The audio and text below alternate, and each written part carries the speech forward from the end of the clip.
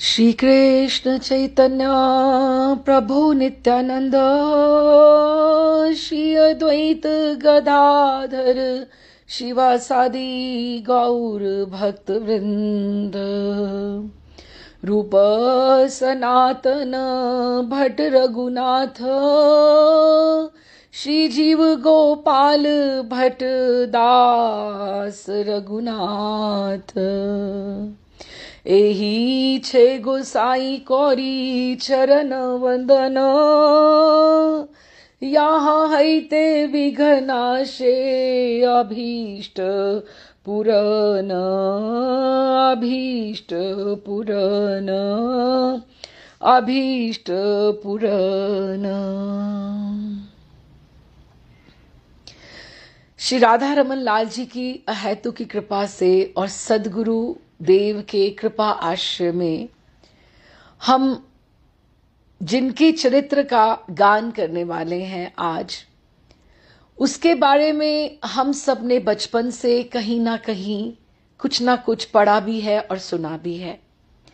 बचपन में ही सुनते थे, मुझे मीरा जैसी लगन लगा दे। लेकिन ये कोई छोटी बात है? मीरा बाई की लगन क्या होती है, ये तो उसके चरित्र को जानकर ही पता लग सकता है कि मीराबाई जैसी लगन क्या होती है। महाराज श्री तो अपनी कथाओं में कहा करते थे, अरे अरे तुमने भजन करना शुरू कर दिया, अभी तुम बिगड़े कहाँ?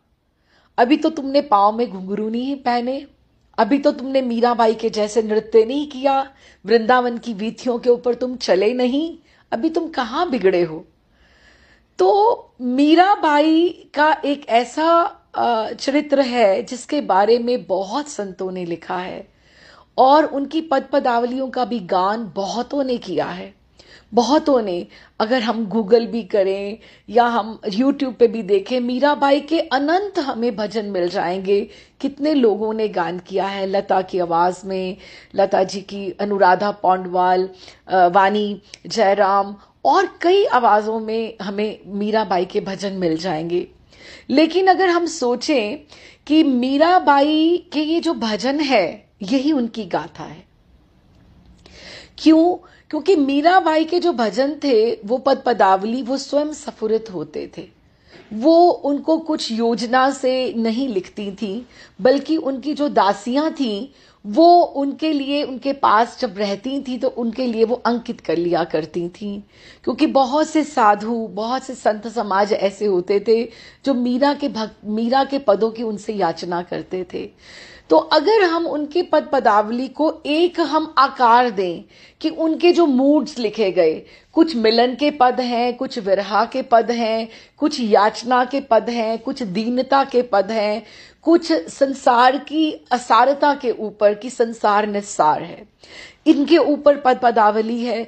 तो ये पूरे के पूरे पदों को हम आधार लेकर, और यही हमारा आधार है कि इसी को आधार लेकर अगर हम एक ग्रंथ का, हम एक विषय का हम चयन करें तो वो होगा मीरा के गिरिधर। और वैसे भी इस विषय में, इस नाम में कितना अपनत्व है।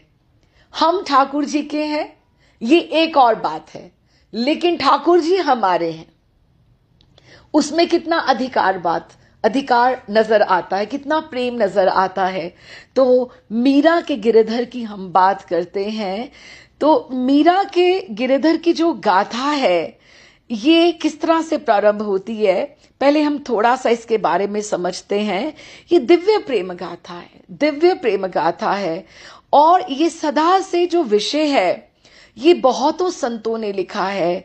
ये जो हम बात करेंगे, बहुत से ग्रंथों के नाभा जी ने लिखा, हनुमान दास पोदार जी ने लिखा, जयमल जो उनके भाई हुए मीरा जी के, जयमल गाथा लिखी गई, मीरा सुधा सिंधु लिखा गया, मीरा चरितामृत लिखा गया। बहुत से ग्रंथों के आधार पर हम ये बात कर रहे हैं। इंग्लिश में भी बहुत से मीरा के ग्रंथ लिखे गए हैं, तो वहां से भी हम कहां से कुछ ना कुछ हम लेंगे। क्योंकि देखिए, जो संत होता है वो ठाकुर जी का एक पार्षद है, एक ठाकुर जी का एक प्रतिनिधित्व प्रतिनिधित्व तो नहीं कह सकते, भक्त समाज का प्रतिनिधित्व करने के लिए आता है, और वो अपनी स्थिति से, अपनी परिस्थितियों से उसको कैसे संभालना है, वो कैसे संभलता है, वो बहुत सारी हमारे प्रश्नों का उत्तर दे जाता है। और हमारे जैसे साधक जो अभी हमारी बिगनिंग जो स्टेज है, हमारी इनिशियल स्टेज है, तो हमें बहुत सारी चीजों में हमें इससे गाइडेंस मिलेगी। क्योंकि जो दीपक होता है वो एक का हो सकता है, लेकिन सूर्य जो है, संत जो है, तुलसीदास जी हैं, कबीर हैं, सूरदास हैं, वो सूर्य के समान हैं, वो नक्षत्र हैं, वो एक के नहीं हो सकते, वो पूरे जगत की धरोहर होते हैं। और जीवन को वो दर्शाने के लिए, भक्त समाज को बहुत कुछ सिखाने के लिए, साधकों को वो आगे वो अपना उनका जीवन चलता है। तो इस तरह से हम आगे बढ़ते हैं। मीरा और राधा के प्रेम को भी बहुत बार तुलना की जाती है, लेकिन ये कोई तुलना है ही नहीं, कहीं भी तुलना नहीं है। ना तो मीरा में राधा जी जैसे कोई गुण है, और राधा हमारी अलादनी शक्ति है, ठाकुर जी को भी भरने वाली, ठाकुर जी के भी प्रेम रस को भरने वाली राधा रानी है।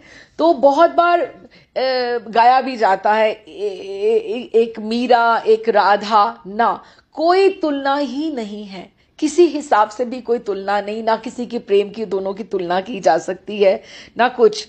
लेकिन मीरा का जो चरित्र है वो हमारे गौड़ीय साहित्य के हिसाब से भी नहीं है, क्योंकि उनकी द्वारिका की भक्ति है, वो द्वारिकाधीश को अपना पति मानती हैं। तो हमारी तो रागानुगा भक्ति तो उसके अंतर्गत आती भी नहीं है।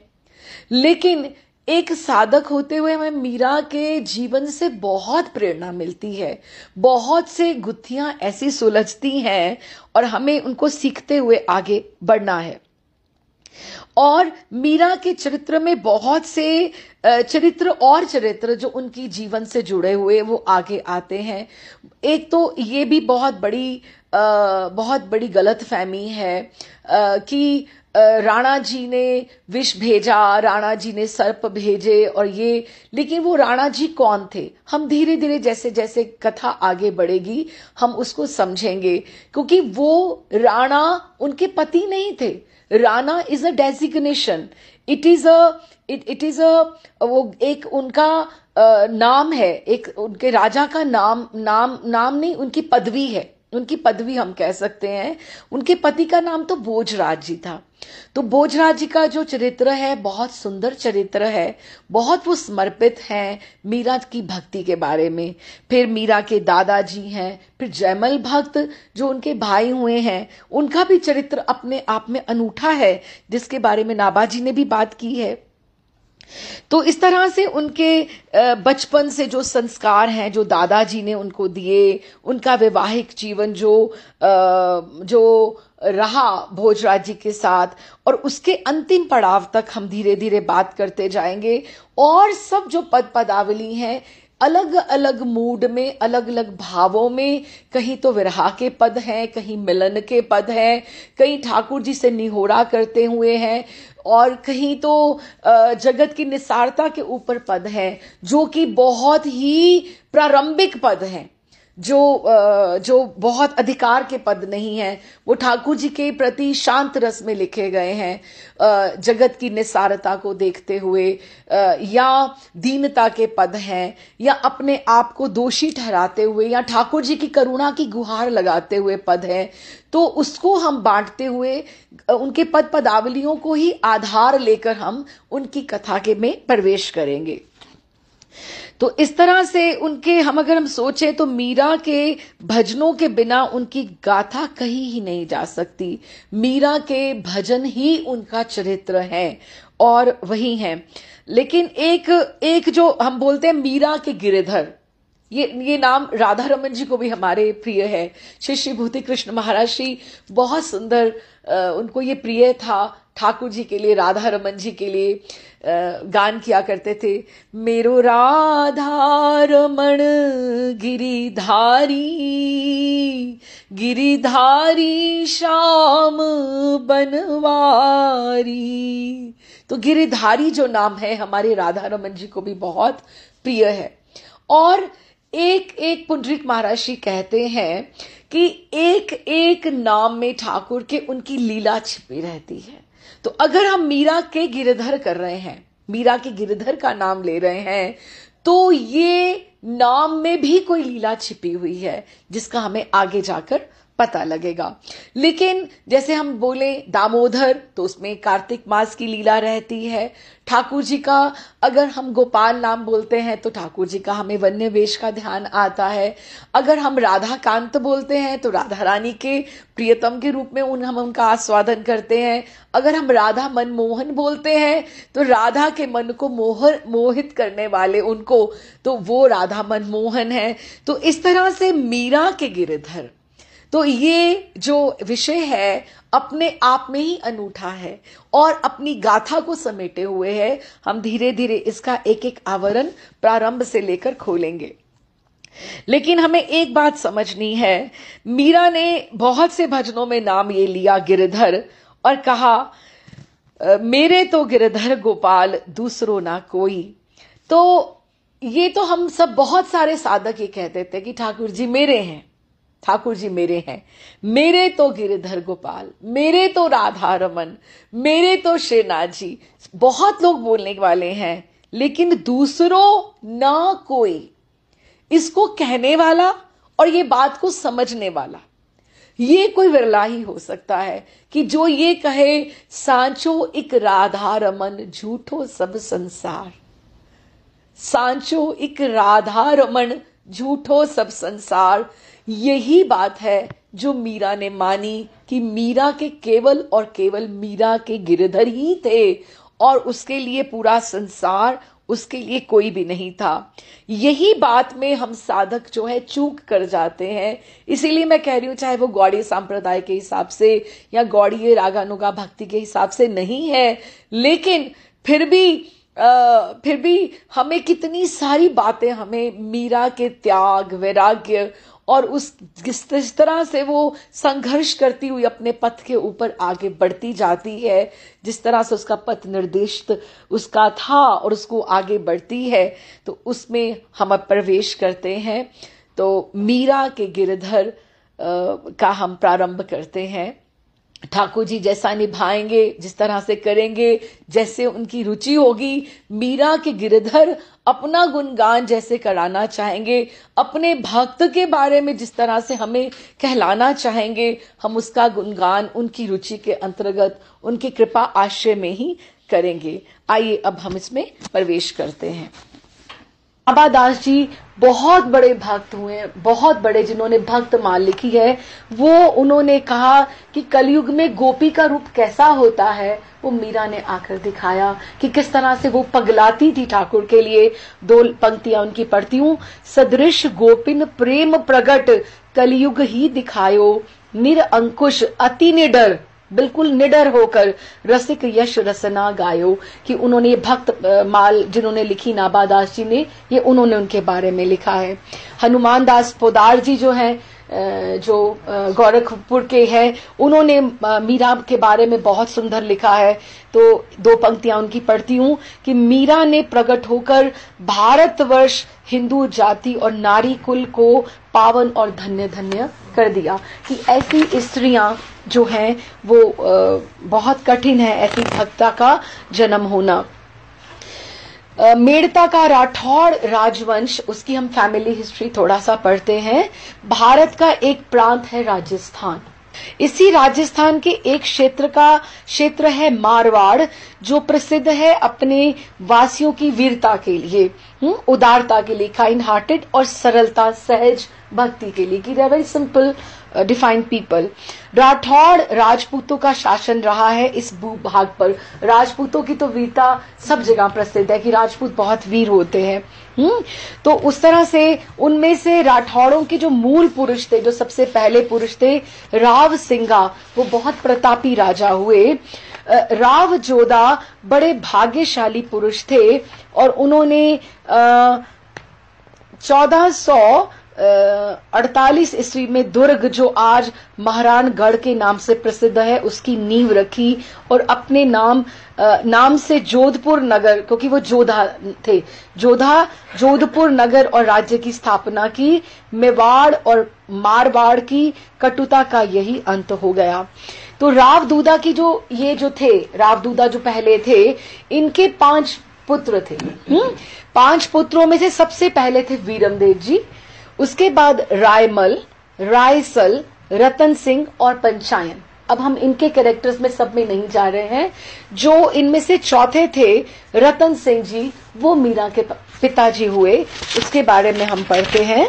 मीरा का जन्म संवता 1504 में, it's not so much time, अभी आप देखो 500 साल पहले, 520 साल पहले के करीब तो इनका जन्म हुआ। कहा जाता है कि अब शुरू होता है जिस तरह से कि उनकी जो पत्नी थी, उनके मीरा के जो पिता थे रत्न सिंह की जो पत्नी थी, उनका नाम था झाली भी कहा जाता था, वीर कुंवरी। वहां पे रिस्पेक्ट के लिए इस तरह से कुंवरी बोलना, नाम के आगे लगाना, इस तरह लगाया जाता था। तो दादाजी ने आदेश दिया, राव दूदा जी ने, अन्नदाता हुक्म का आदेश है कि आज से भागवत जी की कथा आरंभ हो रही है। छोटी बहू से कहना कि मन लगाकर सुने और जो बात समझ में ना आए उसे सांझ के समय किसी के द्वारा पूछवा ले, क्योंकि उस समय मीरा का जन्म नहीं हुआ था, होने वाला था, वो गर्भवती थी। एक बूढ़ी दासी ने आकर रतन सिंह जी की पत्नी श्री झाली जी, जिनका नाम वीर कुंवरी जी था, उसको निवेदन किया। मेड़ता के राव दूदा जी जैसे तलवार के धनी थे कि वो बहुत क्लेवर एंड बहुत ज्यादा वीर थे, वो राजा थे। वैसे ही जब वो वृद्ध हो गए थे, अपने पुत्रों के ऊपर उन्होंने राज्य की कार्यभार का दे दिया था और वृद्धावस्था में उनकी भक्ति छलकी पड़ती थी, बहुत अधिक वो भक्ति में थे। और उनके वहां पर जो उनका मंदिर था विष्णु भगवान का, जिनको चतुर्भुजनाथ कहा जाता था, 4 भुजानाथ या चतुर्भुजनाथ, विष्णु भगवान का वहां पे उपासना थी। तो उनको, क्योंकि उन भक्ति में वो बहुत आगे थे, तो मेड़ता में जितने भी संत लोग आते थे, वो सारे के सारे उनके लिए प्रोविजन हुआ करता था कि वो राव दूदा जी के यहाँ जाकर आराम से 4 भुजानाथ के दर्शन करना, वहां पे रहना, उनके आवास की प्रबंध की, सब तरह के कमरे बने हुए थे, क्योंकि राजा थे, उनके लिए दीज वर सिंपल थिंग्स। तो वो सब भक्तों के लिए उन्होंने वहां ठहराने की व्यवस्था की होती थी।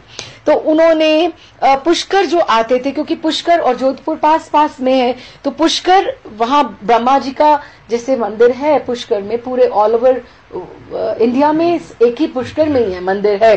तो पुष्कर जितना भी आते थे, संत आते थे, वो मेड़ता आते ही आते थे। तो पुष्कर आने वाले अधिकांश संत मेड़ता आमंत्रित होते और संपूर्ण राज परिवार सत्संग सागर में अवगाहन कर धन्य हो जाता। कि वहां जैसे राज्य था, आप इमेजिन कर सकते हो, जैसे बाग बगीचे रस्ते होते थे, तो वहां पे स्टेज बनाई जाती थी, जहां पर संध्या के समय सब जो रानियां थी और उनके बच्चे थे, वो संध्या में जो भी संत आते थे, महात्मा आते थे, वो प्रवचन करते थे और सब लोग उनको संध्या में सुना करते थे, उस तरह से।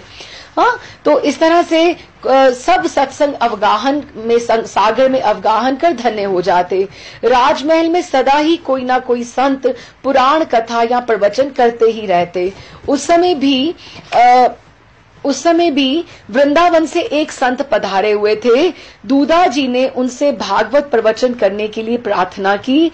संत के स्वीकार कर लेने पर उन्होंने अपनी गर्भवती पुत्र वधू जो वीर कुंवरी थी, उनको मन लगाकर सुनने की आज्ञा दी और आग्रह किया। कथा प्रारंभ होगी। संपूर्ण राज परिवार अपनी अपनी सुविधा अनुसार लाभ लेने आया। तो 9 महीना उन्होंने कथा हुई तो उन्होंने ये सुनी, उस तरह से थोड़ा थोड़ा बिट बाय बिट, जिस तरह से भी उसका हुआ करता था। 9 महीने तक कथा चलती रही और दशम मास में 1461 अश्विन शुक्ला पूर्णिमा को दोपहर के समय अंतःपुर की प्रधान दासी आनंदी ने आकर राव दूधा जी को बधाई दी। अन्नदाता हुक्म को बधाई अर्ज है, छोटे कुंवर सा के यहाँ बाईसा कुमारी का जन्म हुआ है। ये शरद पूर्णिमा की रात्रि को उनका जन्म हुआ। इस तरह से तो पंडितों को बुलाकर सूर्य पूजन का मुहूर्त निकलवाया गया और कन्या के ग्रह नक्षत्रों का विचार करने के लिए दूधा जी ने प्रार्थना की। राज पुरोहित जी ने सूर्य पूजन का मुहूर्त 10वें दिन बताया और कुंडली का फलादेश कहा कि ये बालिका शांत, सुशीला, बुद्धिमती, ऐश्वर्यशालिनी, यशस्विनी, धर्म अनुरागिनी, भक्तिमती, योगिनी, विरागिनी होगी। ये भ्रातृ भगिनी से रहित, भ्रातृ भगिनी से रहित कि बहन भाई इसको कोई नहीं चाहिए, ना भाई चाहिए ना बहन चाहिए, से रहित होकर सुख दुख से उपराम, कि दुख और सुख से ऊपर उठकर संसारिक सुख रहित, इसको संसार सुख मिलेगा लेकिन ये इसको एंजॉय नहीं करेगी, उसको संसारिक सुख रहित पीहर और श्वसुर कुल को यश प्रदान करेगी, कि मायका और ससुराल दोनों को कुल को यश बढ़ाने वाली होगी। अपना और माता पिता का नाम अमर करेगी। मानव जीवन का चरम फल, जो मानव जीवन का जो लक्ष्य है वो क्या है, भगवत साक्षात्कार, वो ये प्राप्त करेगी कि ठाकुर जी के इसको साक्षात दर्शन होंगे, कि ये उसकी जन्म कुंडली में लिखा गया था। इसकी मृत्यु अकस्मात और अनोखी होगी, कि ये नॉर्मल ऑर्डिनरी वे में इसकी मृत्यु नहीं होगी, वो कुछ अलग ढंग से होगी। और धीरे धीरे वो बढ़ने लगी, जैसे मीरा तो छोटेपन में ही उनकी सौंदर्य सुषमा अनुपम थी। स्वर्ण चंपक सा उनका देह वर्ण, कि बहुत स्वर्ण चंपक मीन्स गोल्डनिश और बड़ी फेयर थी, गोल्डन कॉम्प्लेक्शन और बहुत सुंदर फेयर कॉम्प्लेक्शन। छोटा सा सुकोमल मुख, छोटे छोटे पाटल वरन अधरों से झांकती, दो शुभ्र दंतुलियां, बड़े बड़े सुंदर नयन, काले रेशम के लच्छे से सुंदर सघन केश, मधुर हंसी, तोतली बोली देखने सुनने वाले को मोहित कर लेती। गर्भ से ही प्राप्त मीरा के भक्ति संस्कार को दूधा जी पोषण दे रहे थे, तो दूधा जी जो थे उनकी वो फेवरेट थी। तो वर्ष भर एक जब साल की हो गई मीरा ने बहुत से छोटे छोटे कितने ही कीर्तन अपने दादा से सीख लिए। वह अपनी तोतली बोली में उन्हें गाकर दूधा जी को सुनाया करती। दूधा जी माँ और बाहर भीतर के बड़े बूढ़े उसे गोद में उठाकर लाड करते थकते नहीं थे। जब जब संतों का पधारना होता, मीरा दूधा जी के कहने से, उनकी प्रेरणा से उनको अच्छे से प्रणाम करती, आशीर्वाद ग्रहण करती। कथा वार्ता के समय शांत बैठकर सुनती और सुनते सुनते ही अपने बाबोसा दादाजी की गोद में से रखकर वहीं पर सो जाती। उस तरह से तो अब मेन कथा यहाँ से शुरू होती है। एक बार ऐसे ही मीरा राजमहल में एक ठहरे हुए जो संत थे, छोटी सी थी 5 साल की, आप इमेजिन करो, तो एक संत के समीप प्रातःकाल जा पहुंची। अब प्रातःकाल संत तो अपनी सेवा में ठाकुर जी की कर रहे होंगे, तो वे उस समय अपने ठाकुर जी की पूजा कर रहे थे। मीरा उन्हें प्रणाम करके थोड़ी देर बैठकर देखने लगी कि ये क्या कर रहे हैं। Children are curious usually. Mahatma ने पूजा करके भोग लगाया और मीरा को प्रसाद देते हुए कहा, क्या नाम है बेटी? मेरा नाम मीरा है। बाबूजी, आप ये सब क्या कर रहे थे? मैं पूजा कर रहा था ठाकुर जी की। यही ठाकुर जी हैं, इन्हीं को आप ठाकुर जी कह रहे हैं? यही ठाकुर जी हैं। हमारे मंदिर में तो ठाकुर जी बहुत बड़े हैं, क्योंकि वो चारभुजानाथ बहुत बड़ा मंदिर में थे। ये छोटे ठाकुर जी कौन से हैं? क्योंकि उसने छोटी सेवा कहीं नहीं देखी थी। जैसे अर्चा विग्रह घरों में रहते हैं, घरों में तो बहुत बड़े नहीं ना होते, तो कहते ये छोटे ठाकुर जी कौन से हैं? मीरा ने भोलेपन से पूछा। मैं श्री कृष्ण की पूजा करता हूँ। ये मूर्ति भगवान श्री कृष्ण का ही प्रतीक है, कि ठाकुर जी की ये प्रतीक है। जिस तरह से प्रतीक तो छोटा बड़ा कैसा भी बनाया जा सकता है, एक सिंबल बनाना है ना, जिसको हम पूजा कर रहे हैं, इस तरह से बनाया जा सकता है बेटी। तो उन्होंने बोला, बेटी भगवान तो सर्वत्र है, वो इस मूर्ति में भी है। जो सर्वत्र है उसका अपना रुचि के अनुसार वैसा ही प्रतीक बनाकर हम अपनी श्रद्धा प्रेम को उसको अर्पण कर सकते हैं। यही अर्चा विग्रह करने का है।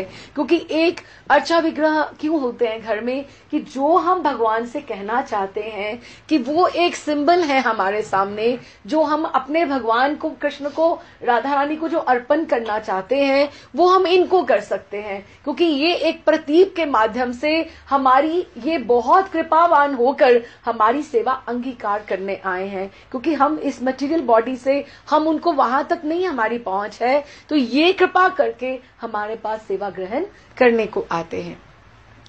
तो कहने लगी मीरा, जो सर्वत्र है महाराज, उसकी पूजा भी तो सब कहीं की जा सकती है, केवल किसी एक विग्रह में करने की क्या आवश्यकता है, उसी में क्यों हम आग्रह करते हैं। संत ने दृष्टि उठाकर देखा कि 5 साल की बच्ची ये पूछ रही है कि जब सब जगह है तो सब जगह पूजा हो जाएगी ना, अब उसको एक जगह पे करने की क्या जरूरत है ना। तो उन्होंने, संत ने मीरा को भली प्रकार देखा तो उन्हें आश्चर्य हुआ कि लगभग 5 वर्ष की आयु की ये बालिका कैसा गूढ़ प्रश्न पूछ बैठी। मीरा अब भी अपने प्रश्न का उत्तर पाने के लिए उनकी ओर देख रही थी। उन शांत निर्मल नेत्रों में उसका प्रश्न जैसे मूर्तवंत हो उठा था। उनको लगा इसका मुझे उत्तर देना चाहिए। नेत्रों में ऐसी स्पष्ट अभिव्यक्ति उन्होंने कहीं नहीं देखी थी। जिज्ञासा की गरिमा, भोलापन, सुकोमलता और रूप सबने मिलकर बालिका को अलौकिक बना दिया था। ऐसा समन्वय कहीं देखने में नहीं आता। मैंने कोई गलती की महाराज? उन्होंने इसने पूछा कि मैंने, आप ऐसे देख रहे हैं, मैंने कुछ गलत पूछ लिया? मीरा ने भोलेपन से कहा, नहीं बेटी, मैं तो तुम्हारी बुद्धि की सूक्ष्मता पर चकित हो रहा हूं। सर्वत्र पूजा का निषेध इसीलिए है क्योंकि प्रत्येक वस्तु और जीव के साथ हमारा अपना व्यवहार रहता है। अभी आप बात समझना, क्योंकि इसमें बहुत सी बातें हमें आंसर्स मिलते हैं अपने क्वेश्चंस के। कि प्रत्येक वस्तु और जीव के साथ हमारा अपना व्यवहार रहता है। उन सबके साथ पूर्ण सम्मान का व्यवहार सदा नहीं कर सकते, कि we can not pay respect to everything every time, है ना। हर एक का हमारा अपना निजी रहता है। जैसे आज हमने किसी वृक्ष की पूजा की, कभी कल उसकी लकड़ी की आवश्यकता पड़ी तो हमें उसे काटना भी पड़ेगा, है ना। आज किसी पशु की पूजा की तो कल शायद उसे डांटना भी पड़ जाए। इससे हमारे भाव में तो अपराध आ जाएगा ना। तो इसीलिए पूजा किसी की भी करें, एक की ही करनी चाहिए, जिससे इष्ट के प्रति दृढ़ भाव और सम्मान बना रहे। कि हर चीज, अब देखिए ना, हमारे जो गुरुदेव भी हैं, आप अगर नोटिस करना, कोई भी गुरु का चित्र जो होता है, जो पूजा स्थान में होता है, वो हमेशा बैठा हुआ होगा या आधा होगा, उसमें चरण कभी नहीं होंगे, क्योंकि वो ऑल्टर पे रहता है। आप समझे ना बात को, क्योंकि हर चीज की मर्यादा रहती है। अभी हम यहीं देखें तो उस तरह से कि जैसे पहले भगवान कृष्ण है, ठीक है ना, उस तरह से नीचे भगवान शिव है, उस तरह से फिर नीचे गोस्वामी है और हमारे आचार्य गण हैं, हमारे महर्षि हैं। अब ये थोड़ा है कि अगर हम बड़ा करके चित्र अपने गुरुदेव का बीच में लगा दें तो वो अपराध होगा, है ना। तो इस तरह से हर चीज की मर्यादा रहती है। तो वो इष्ट के प्रति जो हमारे इष्ट होने चाहिए, he should be always in the centre of the temple, वो ऐसे होना चाहिए। फिर अगल बगल में आप देखो धीरे धीरे कैसे किसकी बिछावट कर सकते हो। तो उन्होंने कहा इससे भाव में उपेक्षा आ जाएगी। तो पूजा किसी की भी करें, एक की ही करनी चाहिए, जिससे इष्ट के प्रति दृढ़ भाव और सम्मान बना रहे, और आगे जाकर वो धारणा ध्यान दृढ़ हो जाए तो उसमें बाधा नहीं आनी चाहिए।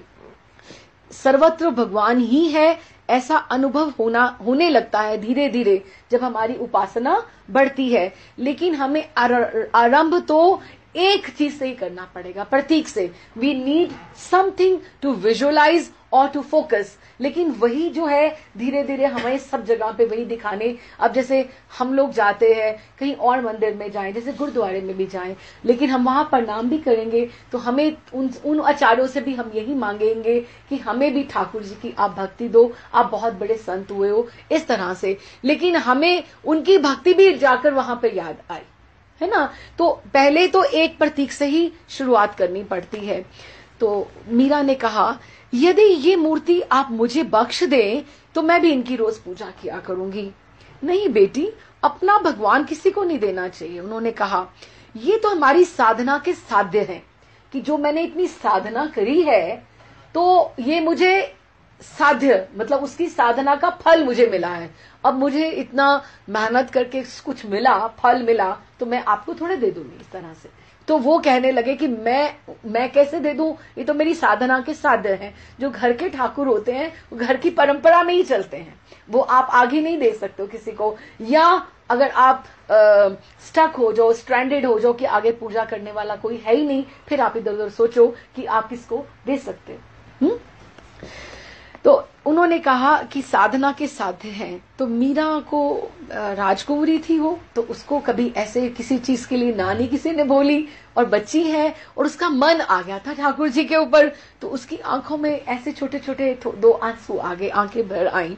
निराशा से निश्वास छोड़कर उसने ठाकुर जी की और प्रेम भरे मन से देखा और मन ही मन कहा, यदि तुम स्वयं ही ना आ जाओ, कि अगर तुम आना चाहते तो तुम्हें कौन रोक सकता था, और अगर तुम स्वयं ही ना आ जाओ तो मैं तुम्हें कहां कैसे पा सकती हूँ, कि ये तो तुम्हारे ऊपर है ना। So it was her first conversation to the deity.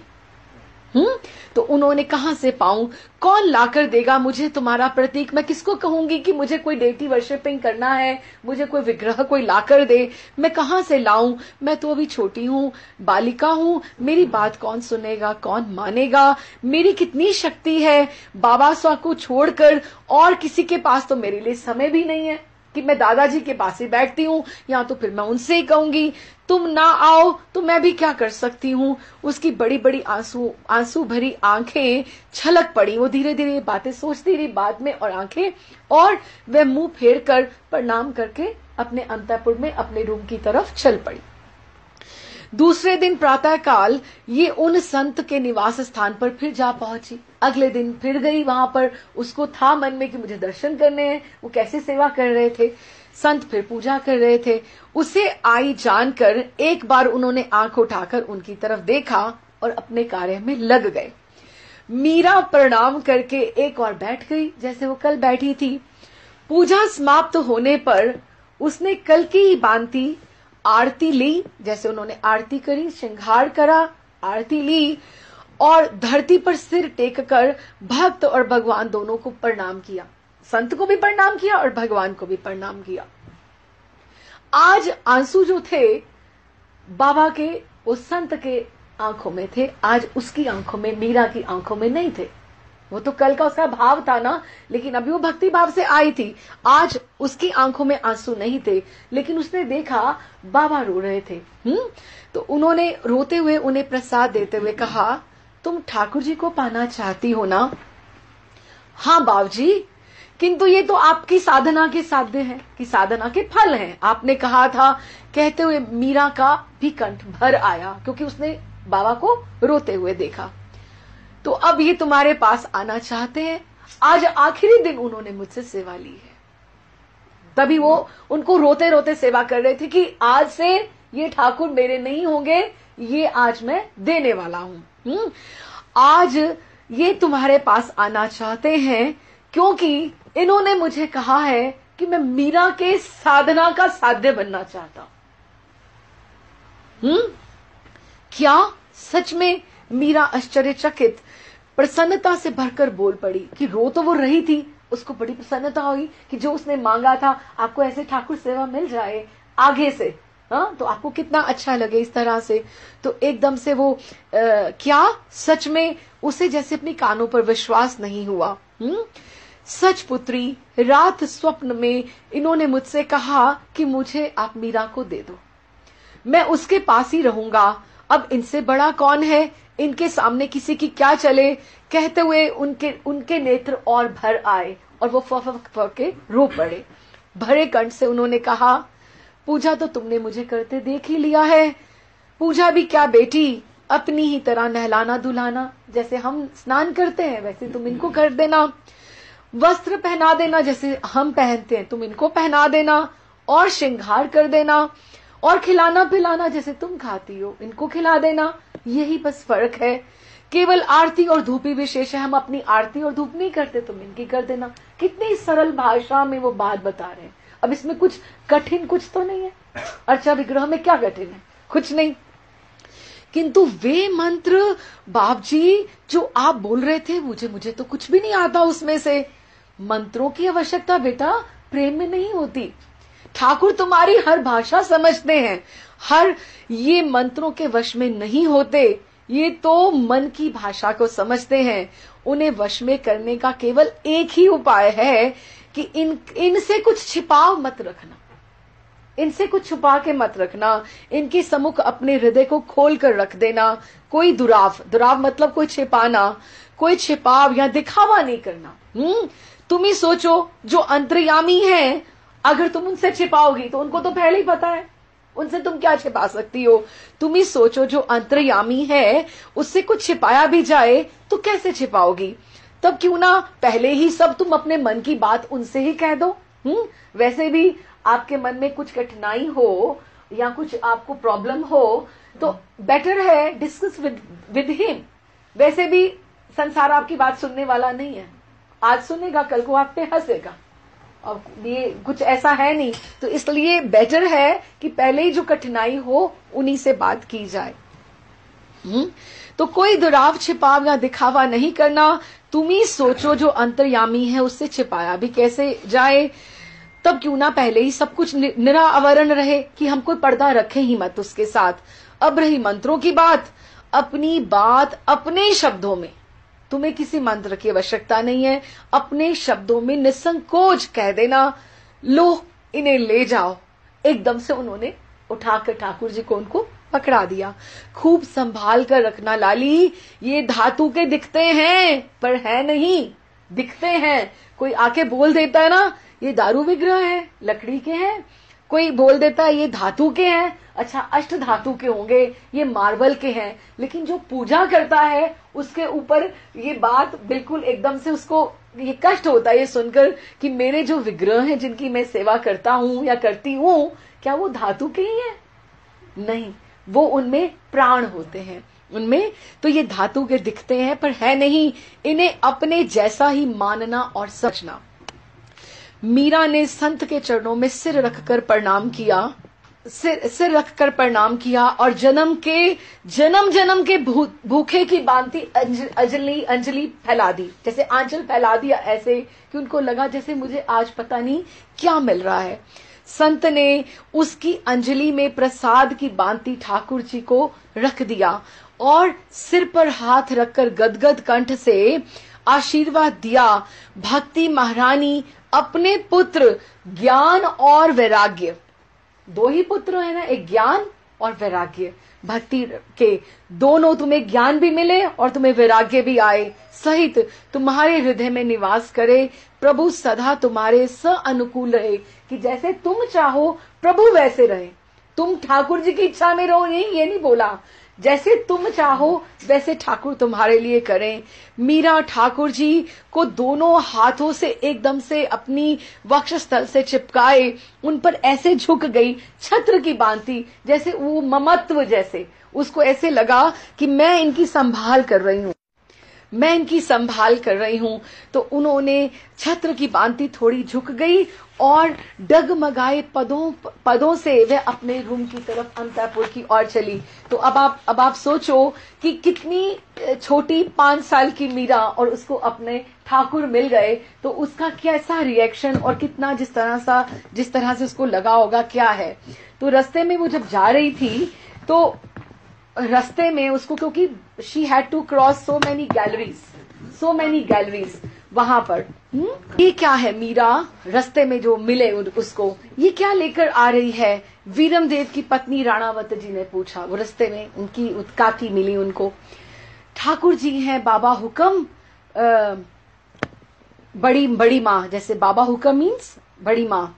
Meera ने हर्ष के सागर में उतरते हुए कहा, लाओ मुझे दे दो, मैं ले चलूं, तुमसे तो देखो चला भी नहीं जा रहा। रायसल की पुत्री लक्ष्मी ने कहा, क्योंकि सब वही गैलरी में पास होते, सबके रूम्स वगैरह आ रहे हैं, इस तरह से ना ना ना ना। मीरा ने आतुरता पूर्वक सबको ना कहते हुए मूर्ति को ऐसे अपने पास रखा हुआ था जैसे कृपण के धन की भांति, जैसे कंजूस को कोई धन मिल जाए, क्योंकि उसकी इच्छा थी ना सेवा के लिए, तो कृपण के धन की भांति अपने से और चिपका लिया और शीघ्रता पूर्वक अपनी माँ के कक्ष में चली गई, क्योंकि अपनी माँ के साथ ही रहती थी।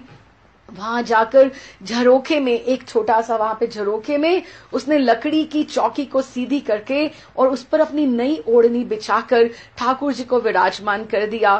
थोड़ी दूर बैठकर और फिर उनको निहारने लगी, देखने लगी। रह रहकर उसकी आंखों से आंसू ही निकलते पड़ते थे। आज की इस उपलब्धि के सम्मुख आज उसको लग रहा था कि this is the best achievement of my life, कि इससे बड़ा मुझे और कुछ नहीं मिल सकता, सबसे बड़ा सर्टिफिकेट जैसे हो गया। आज की उपलब्धि के सम्मुख मीरा के लिए सारा जगत तुच्छ हो गया। जो आज तक उसके अपने थे, जो रिश्तेदार थे, जो फ्रेंड्स थी, जो सखियां थी, जो बहने भाई थे, सब पराये हो गए। और आज अब तक आज आया हुआ ये नन्ना सा मुस्कुराता हुआ पाहुना जैसे गेस्ट, जैसे अतिथि, पाहुना, जैसे पाहुना आज ही तो आए थे ठाकुर, लेकिन आज वो इतने अपने हो गए कि सारे रिश्ते उसके आगे फीके पड़ गए। जैसे अब तो कोई था ही नहीं ऐसा। सारी हंसी खुशी, खेल तमाशे, नाचना गाना, पहनना ओढ़ना, सब कुछ उनके ऊपर न्यौछावर हो गया। हृदय में जैसे हर्ष की एक सीर खुल गई। सीर मीन्स जैसे एक रास्ता कोई खुल गया, कोई रिवर खुल गई, और उत्साह जैसे उफन पड़ रहा था। क्या करूं इनके लिए, क्या करूं जिससे इनको सुख मिले, इनको इनके प्रसन्न हो जाए मुझके ऊपर।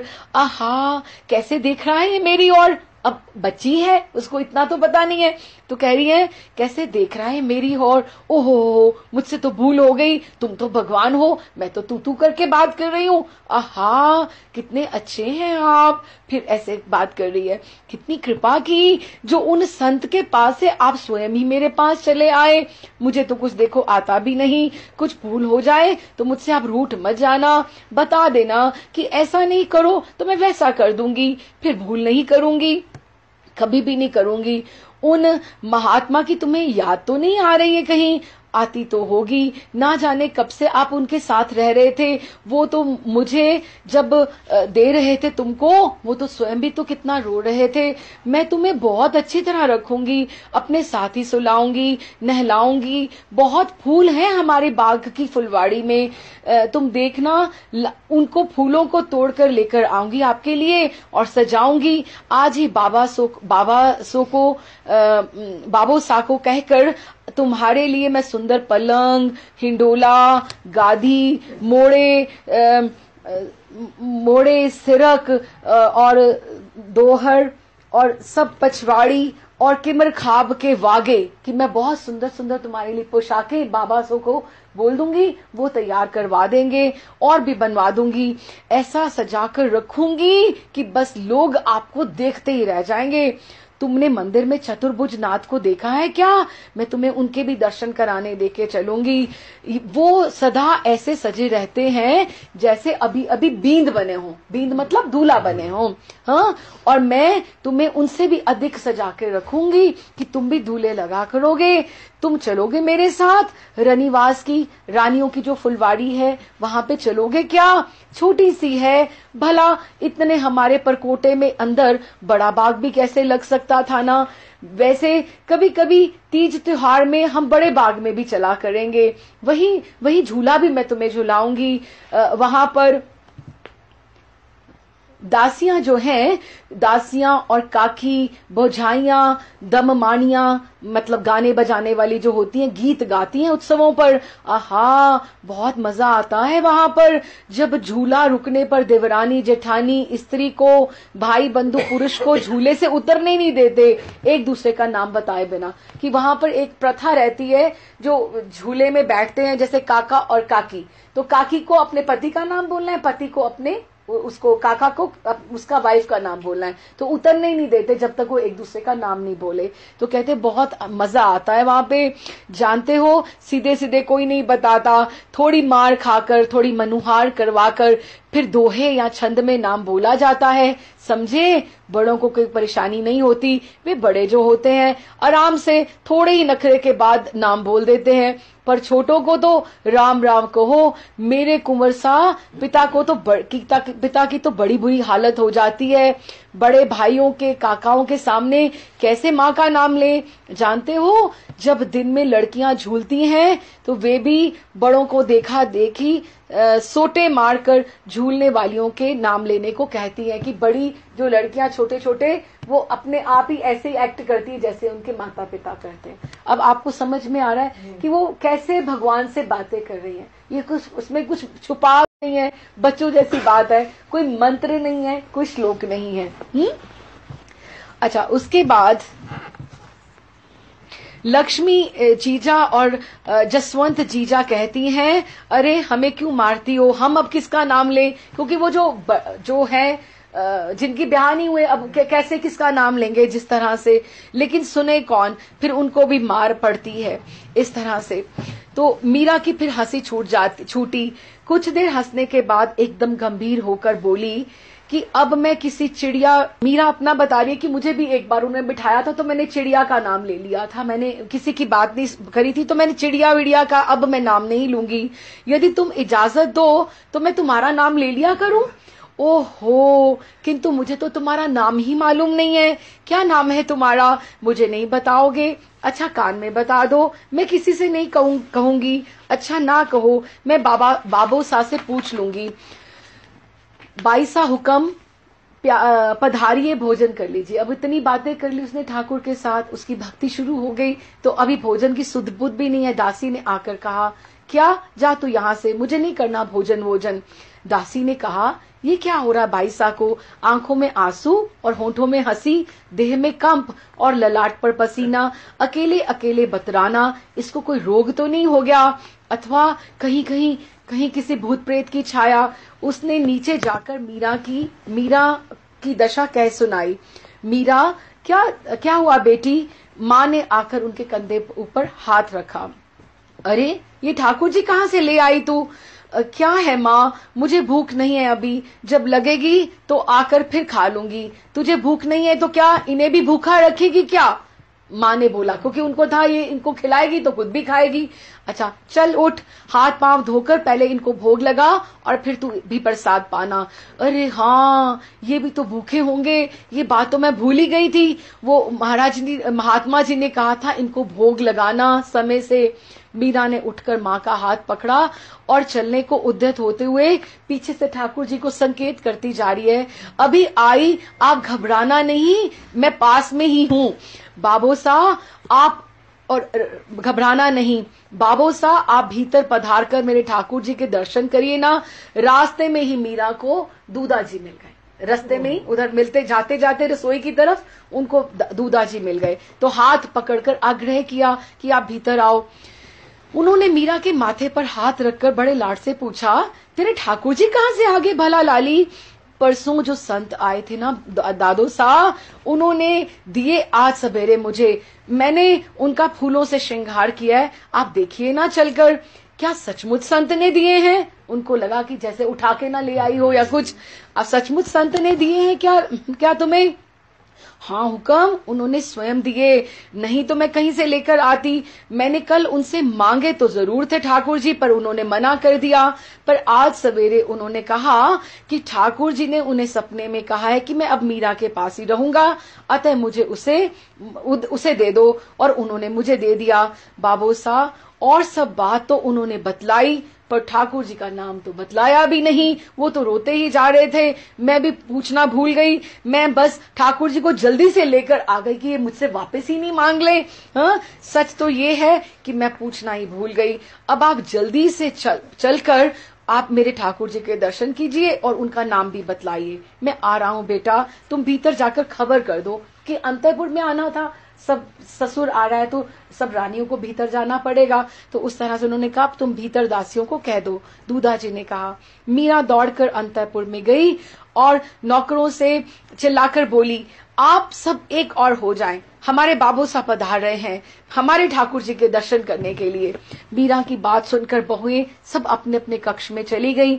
मीरा की माँ अपनी जेठानी के कक्ष में जाती हुई बोली, भाभी साहब ये छोरी तो ठाकुर जी के पीछे पगला गई है, साथ साथ अब अन्नदाता हुक्म को भी इधर उधर दौड़ाई जाएगी, अन्यथा अभी दोपहर में विश्राम के समय उठकर यहाँ उठाकर उन्हें लाने का क्या तुक था कि उनका रेस्ट का समय था। जिस तरह से ठाकुर जी को बाहर ले जाकर दिखा देती तो अब देखो सारे रनिवास में दौड़ भाग मच गई है, सबको इधर उधर भागना पड़ेगा। बीननी कालारी गत काला जाने, यूं ही बूढ़े और बच्चे मित्र होते हैं, फिर दोनों ही भगत हो तो कहना ही क्या। कि जो काला हो ना, जिसका मन किसी के साथ मिले तो उसका रस उसी को पता लगता है कि जब एक रुचि के दोनों इकट्ठे हो जाए तो फिर पता लगता है। और ये दोनों भगत हैं तो इनका तो कहना ही क्या।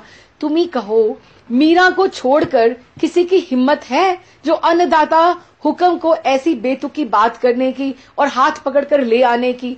औरों को छोड़ो, उनके बेटे भी ऐसे उनको नहीं बोल पाते हैं, किसी और से कहलवाते हैं कुछ बात करनी हो। केवल यही एक लाडली पूत आई है जिसकी हर बात उन्हें मान्य है। दूधा जी ने भगवान को प्रणाम किया और बोले, बेटा ठाकुर जी को लकड़ी की चौकी के ऊपर क्यों बिठाया? आज ही मैं चांदी का सिंहासन मंगवा देता हूँ। हाँ बाबू साहब, मैंने उनको बहुत कुछ कह दिया है कि सब कुछ मेरे दादो साहब तुम्हें आपको लेकर आएंगे। मखमल की गादी, मोड़े, रेशम की दोहर, किमखाब के वागे, पौड़ने के लिए चंदन का हिंडोला भी तो चाहिए। जन्माष्टमी आएगी तो क्या करेंगे? पूजा के लिए तो चांदी के बर्तन तो चाहिए ही, और भोग के लिए सोने के बर्तन मंगवा दीजिएगा जैसे चतुर्भुजनाथ जी की सेवा में है। अवश्य बेटा, अवश्य आज सांझ तक सब वस्तुएं आ जाएंगी। और सबसे आवश्यक बात तो मैं भूल ही गई, इनका अब नाम क्या रखें बाबू साहब? इनका नाम और गुणों का कोई पार नहीं है बेटा। तेरे ठाकुर जी हैं सो हम ऐसा कहेंगे, मीरा के ठाकुर जी। और क्या, मीरा के ठाकुर जी ऐसे बोल देते हैं।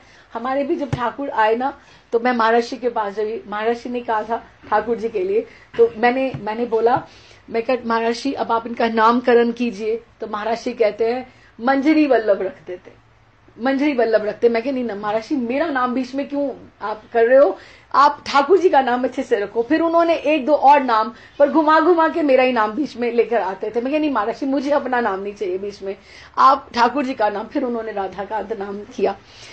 तो इस तरह से कहते हैं मीरा के ठाकुर कि नाम तो होना चाहिए ना, हम जिस तरह से बोले। तो उन्होंने बोले कि आप नहीं मीरा के ठाकुर नहीं बाबू साहब, ऐसा कहीं होता है क्या? ठाकुर जी तो ठाकुर जी ही हैं, कहना चाहिए क्या? आपको तो कोई भी मेड़ता के दूधा कहता है क्या कि आप मेड़ता के दूधा हो? ऐसे थोड़ा होता है। आप तो अपना बस इनका नाम बताइए। कहते नाम तो सदा बराबर वालों के लिए प्रयोग किए जाते हैं, अन्य शब्दों, संबंधों और पद के अनुसार ही संबोधन करते हैं। मनुष्य तो एक ही नाम होता है, परंतु इनके तो अनंत नाम, रूप और गुणों के स्वामी हैं। अब हर लीला के पीछे अब राधा दामोदर बोले तो क्यों बोलते हैं? क्योंकि दामोदर लीला है। राधा माधव बोले तो क्यों बोलते हैं? श्याम सुंदर बोले तो क्यों बोलते हैं? हर नाम के पीछे एक लीला है। उन नामों में से जो भी तुझे प्रिय हो वही नाम चुन लेना। अच्छा बाबा, अब आप नाम लेना शुरू कीजिए, मुझे जो अच्छा लगेगा वही आपको मैं उसी समय रोक दूंगा। ठीक है। अच्छा, कृष्ण, गोपाल, मनमोहन, गोविंद, माधव, केशव, मुरली मनोहर, गिरधारी, बस बस बस बस बाबू साहब। मीरा अवतावली से बोली, ये गिरधर नाम सबसे अच्छा है। इस नाम का अर्थ क्या है? देख लाली, दिवाली के दूसरे दिन अन्नकूट होता है ना, जिस दिन अपने चतुर्भुजा नाथ को 56 भोग अर्पित किए जाते हैं। अपने यहाँ उस दिन को खेकरा कहते हैं। याद है तुझे? उस दिन गैयों को भी मड़काया जाता है और शाम को बैलों की भी पूजा होती है। हाँ हाँ बाबू साहब, बैलों की पूजा आप यहाँ बड़े कुंवर साहब वीरम देव जी करते हैं। उस दिन क्या हुआ था, मैं बूढ़ा हो गया हूं ना, इसलिए सारे बैलों की पूजा नहीं कर पाता, 10-5 की ही कर पाता हूँ। फिर तुम्हारे बड़े कुंवर साहब करते हैं। हाँ, तो मैं कह रहा था कि दिवाली के दूसरे दिन वृंदावन में ब्रज में इंद्र यज्ञ होता था। भगवान कृष्ण ने उसको बंद कराकर गोवर्धन पर्वत की पूजा आरंभ करवाई। इससे इंद्र का क्रोध बढ़ आया और उसने ब्रज पर खूब जोर की वर्षा करवा दी। बड़े बड़े आधे शेर के ओले पड़ने लगे और बैल बांधने की मार और पानी की बौछारों से लोग घबराए। उन्होंने भगवान को पुकारा। भगवान सबको लेकर गोवर्धन के समीप गए और उसी हाथ से ऊपर उठाकर उन्होंने छत्र की भांति उसको तान दिया। वृंदावन के लोग डोर, लंगर, छोरा छोरी और अपनी गैया सब बैल लेकर उसके नीचे, उस छतरी के नीचे आ गए। 7 दिन तक प्रभु ने अपने बाएं हाथ की छोटी उंगली पर पर्वत उठाए रखे और दाहिनी हाथ से वंशी बजाते रहे। वे निरंतर वंशी वादन इसलिए करते रहे कि किसी का ध्यान समय और भूख प्यास थकान की ओर ना जाए। अपना चक्र उन्होंने वृंदावन के ऊपर छोड़ दिया, जो कि वर्षा के जोर और ओलों से किसी के घर झोंपड़े ढह ना जाए, वो बाहर बाहर से उनको सुखाता रहे। चक्र ने सब जल सोख लिया।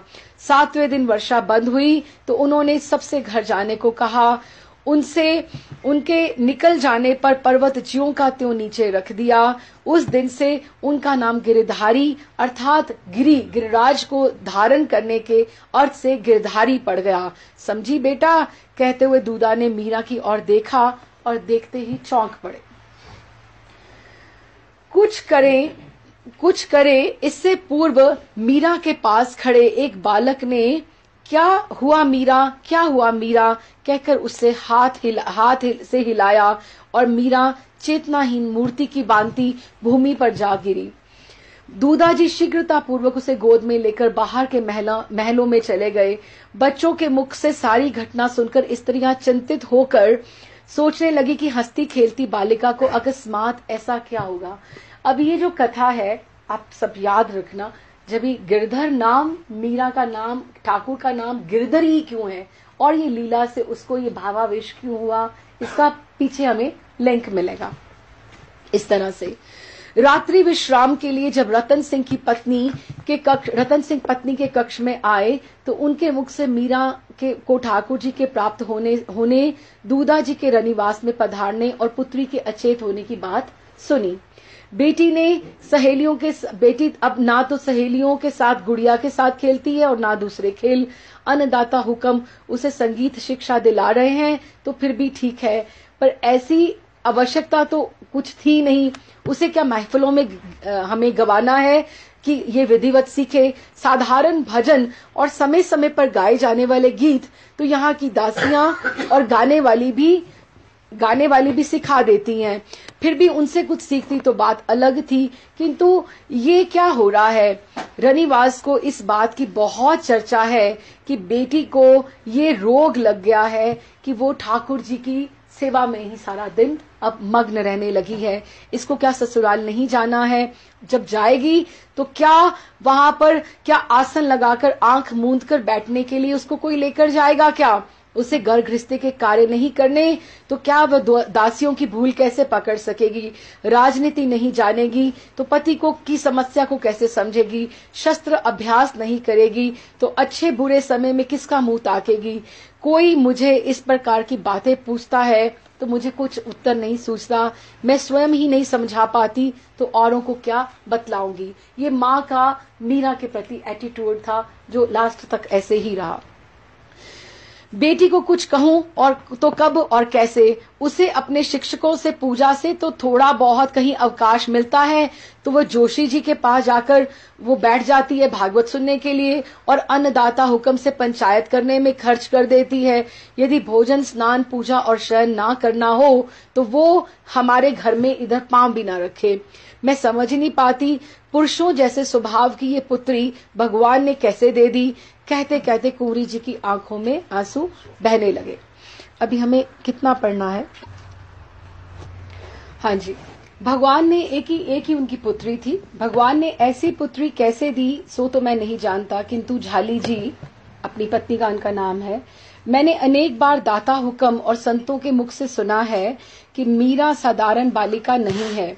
इसके माता पिता होने का यश प्रदान करके भगवान ने हम पर बहुत कृपा की है। उसकी जन्म पत्रिका और संतों की भविष्यवाणी के अनुसार जैसी शिक्षा की उसे जीवन में आवश्यकता है, वैसी ही शिक्षा का प्रबंध दाता हुक्म ने किया है। वह हम तुमसे अधिक समझदार है, और ना भी हो तो क्या ये शोभा युक्त है कि हम उनके द्वारा दी जा रही शिक्षा में मीन मेख निकालें और अपनी इच्छानुसार उसकी शिक्षा का प्रबंध करें? क्या दूदासा उसकी भलाई नहीं चाहते हैं? मीरा ही क्या, हम भी तो दूदासा के ही हैं। यदि वे मुझे जलती हुई अग्नि में कूद पड़ने को भी कहेंगे तो क्या मैं ये आगा पीछा सोचूंगा कि मेरे पीछे मेरी पत्नी और पुत्री का क्या होगा? नहीं, ये असंभव है। मेरे लिए तो मेरे पीछे दाता हुक्म है, ये आश्वासन ही बहुत है, और मैं इसके सहारे आग में कूद जाऊंगा। पूरा परिवार उन्हीं के लिए और उन्हीं के सुख सुविधा और प्रसन्नता के लिए है। हमारे चार भुजा नाथ तो दाता हुक्म ही हैं। तुम मन से सारी दुविधाएं निकाल दो। रतन सिंह जी ने पत्नी के आंसू पहुंचकर उसे पलंग पर बिठाते हुए कहा, तुम ये क्यों नहीं देखती हो कि दाता हुक्म भले उसकी शिक्षा के 1000 प्रबंध करें, यदि मीरा की रुचि न होती तो क्या वह कुछ सीखती? स्थिति ये है कि उसकी प्रगति से उसके गुरु बहुत संतुष्ट हैं। वह क्यों नहीं अन्य बच्चों के साथ खेलती, क्यों नहीं दूसरी लड़कियों की बांति स्त्रियों के झुंड में बैठकर श्रृंगार की बातें सुनती, क्यों वे अपने रहन सहन और की ओर से उदासीन है? इसलिए ना कि वे सबसे अलग है। दाता हुक्म ना समझ नहीं है जो उसकी शिक्षा का ऐसा उल्टा प्रबंध कर रहे हैं। बड़े दादोसा और बिचले दादोसा की भी बेटियां नहीं है क्या? उन्हें तो दाता हुक्म नहीं फरमाते कि उन्हें संगीत और योग सीखने के लिए उन्हें बैठना है। केवल मीरा को ही उन्होंने क्यों कहा है? मन में निश्चय कर लो कि यही इसके लिए आवश्यक है। अब जो पिताजी की उनकी ऑब्जर्वेशन थी और वो अपने फादर के ऊपर पूरे के पूरे समर्पित थे, तो उनको था कि जो वो कर रहे हैं बिल्कुल ठीक कर रहे हैं और हमारा वो कभी अनिष्ट नहीं चाहेंगे। और एक वो बाबा बिहारी दास जी थे जो वृंदावन के थे, वो उनको मीरा को संगीत की शिक्षा दे रहे थे, और एक निवृत्तिनाथ महात्मा थे जो उनको योग की शिक्षा देते थे। तो दोनों की शिक्षाएं उनके साथ शुरू हो चुकी थी मीरा के लिए, जिससे माँ को बहुत लगता था कि वो राजकुमारी है तो उसको शस्त्र अभ्यास सीखना चाहिए या और रसोई के काम देखना चाहिए, लेकिन वो औरों की तरह कुछ भी नहीं ऐसा सीख रही थी। उन्होंने पत्नी की पीठ पर हाथ रखा और दूसरे हाथ से उनका मुख अपनी ओर फेरते हुए बोला, देखो मैं तुम्हें एक बात बताऊं। एक बार एक ज्योतिषी ने मेरे जन्म पत्रिका देखकर कहा था कि आपकी कुंडली के 5वें घर में चंद्रमा जिस स्थिति में है उसे देखते हुए आपको केवल एक कन्या संतान प्राप्त होगी, लेकिन वो कन्या इतनी भाग्यवान होगी कि आपको ही नहीं पूरे वंश को आपके को यश उज्जवल कर देगी। अच्छा, तो ये बात पहले क्यों नहीं बताई आपने? बेटी ही नहीं हुई थी तो कहता क्या? इसके होने पर बहुत से दिन तो परिवार के हर्षोल्लास ने खींच लिए। हम दोनों तो जैसे चोरी करते पकड़े गए हों, ऐसे सहमे सकुचाए से सारी हंसी खुशी से दूर दूर रहने का प्रयत्न करते। बाप होना भी कितना कठिन समय है। रतन सिंह हंस पड़े उस तरह से। देखना, मीरा के जन्म उत्सव के दिनों में जैसे ही मैं सामने पड़ता तो दादोसा मेरी ओर देखकर मुस्कुरा देते, जैसे वो मीरा के भाग्य को जानते हैं। जितनी वो उसकी फिक्र करते हैं और कोई भी नहीं करते, इसलिए तुम अब बिल्कुल भी चिंता मत करो। एक दिन क्या हुआ कि दिन में कुछ कहना होता है तो दाता हुक्म की दृष्टि बचाकर वो संकेत करती है और कहीं एकांत में चलने को। वीर कुंवरी जी ने एक दिन धीरे से मीरा को जगाया और कान में मुंह लगाकर बोला, तुझे तेरे कुंवर साहब बुला रहे हैं। अभी? हाँ। क्यों? सो तो नहीं जानती, उन्हीं से पूछ लेना। चल, शीघ्र ही कोई जग जाएगा। मेरे साथ गिरधर गोपाल सोए हैं, मेरे उठने से ये जग जाएंगे। ठाकुर जी पास में सोए थे तो उसको लग रहा कि मैं उठूंगी तो ये भी उठ जाएंगे। कुंवर सा की बात आप ही सुन लीजिए, सुबह मुझे बता देना। इस छोरी की बात तो मुझे कुछ समझ में नहीं आती, तू चल एक बार, 1.5 भित्ते की लड़की मुझे अकल सिखा रही है। मीरा धीरे से उठी, शैया पर सोए गिरधर को अच्छी तरह से थपथपाया, ओढ़ाया और माँ के साथ चल पड़ी। पिता के समीप पहुंचकर उसने हाथ सिर झुकाते हुए अभिवादन शब्द उच्चारण किया। बाबूजी, चिर आयु हो बेटी, इधर आओ। उन्होंने पलंग पर बैठे बैठे ही हाथ बढ़ाकर उसे, लाली को अपनी ओर गोदी में बिठा लिया। ये तो आ ही नहीं रही थी, कहती थी आप ही पूछकर सुबह मुझे बता देना। नींद आ रही थी ना? तुम्हारी नींद तो नहीं हमने उड़ा दी, पर क्या करें, कभी कभी मन बेकाबू हो जाता है। रात के अतिरिक्त हम तुमसे मिल नहीं पाते हैं बिटिया। तुम्हारी शिक्षा कैसी चल रही है? ठीक है, योग में आसन और मैं प्राणायाम सीख रही हूँ। गुरु निवृत्ति नाथ जी ने योग की उपयोगिता से और उससे होने वाली हानियां भी बताई हैं कि उससे क्या हानियां भी हो सकती हैं। और संगीत में राग रागिनियों का अभ्यास कर रही हूँ। तो बस तुम संगीत और योग ही सीख रही हो, घर गृहस्थी का कुछ काम नहीं सीखती हो? हाँ, कभी कभी सीख लेती हूँ। मोटा भाबा हुक्म जो ताई जी हैं उनके पास बैठती हूँ तो वो छोटा मोटा काम मुझे बता देती हैं, जैसे उस पेटी में कुछ रखना, निकालना और ऐसा ही कुछ। सुना है किसी संत ने तुम्हें ठाकुर जी भी दे दिए हैं? हाँ कुंवर सा, मीरा ने उत्साह में आकर बताया। वही तो मेरे पास सो रहे थे, अभी नए नए आए हैं ना, तो उन्हें अच्छा नहीं लगता होगा, इसलिए मैं रात को अपने पास ही सुला लेती हूँ। उनके लिए बाबूसा ने सिंहासन, बर्तन, वस्त्र और हिंडोला भी मंगवा दिए हैं। और कुछ चाहिए तो हमें भी सेवा का अवसर दो। रतन सिंह ने मीरा को गोद में उठाकर उसको प्यार किया। और सब तो ठीक है, मीरा ने सोचकर बताया, पर गिरधर गोपाल के पास आभूषण बहुत कम हैं। आप बनवा देंगे क्या? अवश्य बनवा देंगे बेटी, तुम बताओ क्या क्या आभूषण चाहिए? जो आभूषण हम सब पहनते हैं ना, वही तो। गिरधर गोपाल कोई लड़की है कि हंसली उसको चूड़ियां चाहिए जैसे पुरुष पहनते हैं? आप बनवा दो। नहीं बेटी, तो वो तुम्हारे ठाकुर तो एक पुरुष हैं। रतन सिंह जी हंसकर बोले, मैं तो ये जानना चाहता था कि चरणों के लिए उनके पायल बनवाऊं, छड़े बनवाऊं, या हाथों के लिए कड़े या पहुंची वो जो कवर करती है, और छड़े बनवाऊं। बनवा सकते हो तो दोनों ही बनवा दो, अब एक एक क्या, सभी पहन लेंगे। अच्छी बात है। आजकल श्री गदाधर जी जोशी महाभारत की कथा कह रहे हैं, तुम सुनती हो ना? मैं तो नित्य ही बाबूसा के पास बैठकर सुनती हूँ, आप ही तो गायब रहते हैं, कथा सुनने के लिए कभी नहीं आते। भाई तुम्हें और बाबासो को तो कोई काम है नहीं, हम ठहरे सेवक राज्य के, सो दौड़ते भागते कभी कभार थोड़ा बहुत ज्ञान हमारे कानों में पड़ जाता है तो सुनकर कृतार्थ हो जाते हैं। बाबूसा फरमाते हैं कि ज्ञान मरते समय काम में आता है, इसलिए ध्यान से सुन पर उस पर विचार करना चाहिए। ऐसे आप भागते दौड़ते मत ज्ञान सुना करो, और सुनो तो आराम से सुनो और उसके ऊपर विचार करो, नहीं तो वो वही कान से निकलकर भाग पड़ेगा। पेट में कहां से पहुंचेगा, पचेगा कैसे? रतन सिंह ने बेटी की बातों को सुनकर उसको अपने गले से लगा लिया। हम तो चार भुजा नाथ से यही मनाते हैं बेटी कि मातृभूमि के लिए रण में तलवार चलाते हुए प्राण छूटे। इसमें ना कुछ सुनना पड़ता है और ना गुनना। अत्याचारी और अन्यायियों से आर्तजनों की रक्षा और प्रभु का नाम, केवल यही तेरे पिता के धर्म, कर्म, योग और ज्ञान है।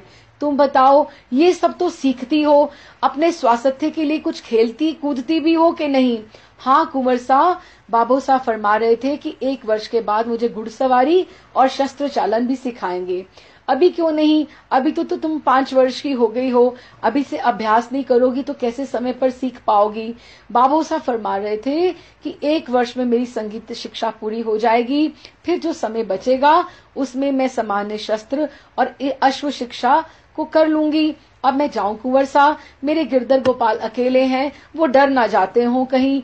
जाओ बेटी, तुम्हारी माँ तुम्हें पहुंचा आती है। नहीं कुंवर सा, मैं चली जाऊंगी, मुझे डर वर नहीं लगता।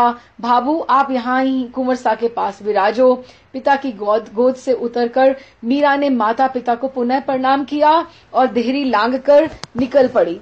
माता पिता दोनों ही वात्सल्य विगलित दृष्टि से अपनी इस असामान्य कन्या को जाते हुए देखते रहे। मोह माया तो इसे छूकर भी नहीं। वीर कुंवरी जी ने कहा, बच्चों को माँ से कितना मोह होता है।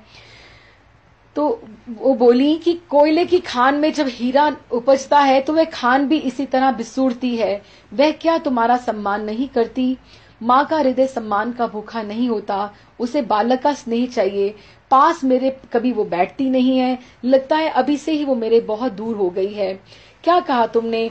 अभी कितने मीठे स्वर से बोली कि भाभू नहीं, आप कुंवर सा के पास विराजे तो तुम्हारा ही तो वो सुख सोचती है ना।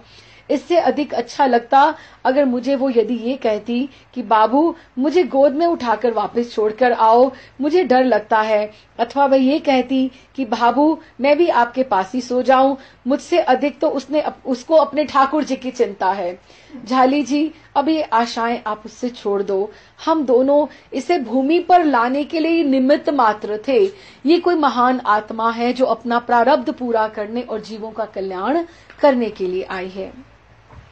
संवतः 1564 की आश्विन शुक्ला एकादशी को वीरम देव जी के पुत्र भंवर जयमल के जन्मो उत्सव के उपलक्ष्य में छूटी तोपों की आवाज से मेड़ते का गढ़ और नगर गूंज गया।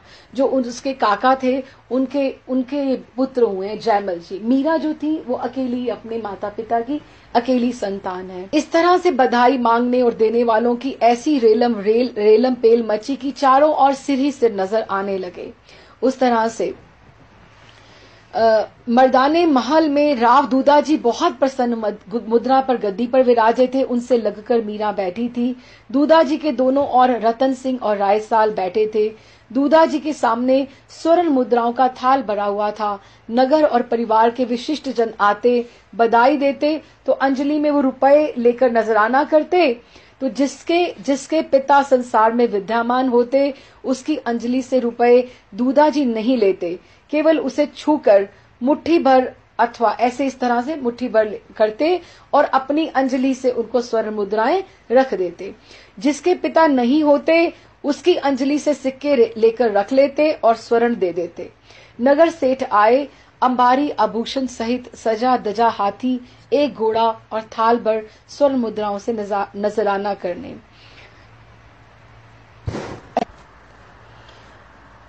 ये लोग अब बाहर कहीं गए हैं जहां पर इनकी योगी निवृत्तिनाथ जो जिनसे वो लेती हैं, योग की शिक्षा लेती हैं, वो उनके साथ हैं। तो जोशी जी भी हैं। तो उन्होंने अपने पास उनको, जैसे मीरा बैठी थी तो वो नदी के जल में कुछ देख रही थी। नदी का जल जैसे नीला होता है, इस तरह से नीला होता है। तो that colour of the like river's water, it was attracting Meera. तो यहाँ आवो बेटी, उन्होंने उनको अपने पास बुलाया। तुम एकटक क्या देख रही थी नदी के जल में? पूज्य श्री जोशी जी के मुख से सुना है कि भगवान का जो वर्ण है वो नील कमल अथवा मेघ वर्ण है। आज मुझे जल का जो वर्ण है उसको वो वैसा ही लगा। अब उससे क्या है कि भक्त के लिए जो एक उद्दीपन भाव होता है कि जैसे कोई आपको, जैसे आप मोर पंख कहीं से देख लो तो आपको ठाकुर जी का स्मरण हुआ है, या आप काले घटाओं को देख लो तो आपको ठाकुर जी की कांति का स्मरण हुआ है, या वंशी कहीं आपने देख ली तो उद्दीपन भाव, तो उसको वहां नदी के पानी में से ठाकुर के रंग की कांति का आभास हो रहा था इस तरह से। तो उसने कहा कि आज मुझे जल का वर्ण ठाकुर जी के नील कमल की भांति लगा।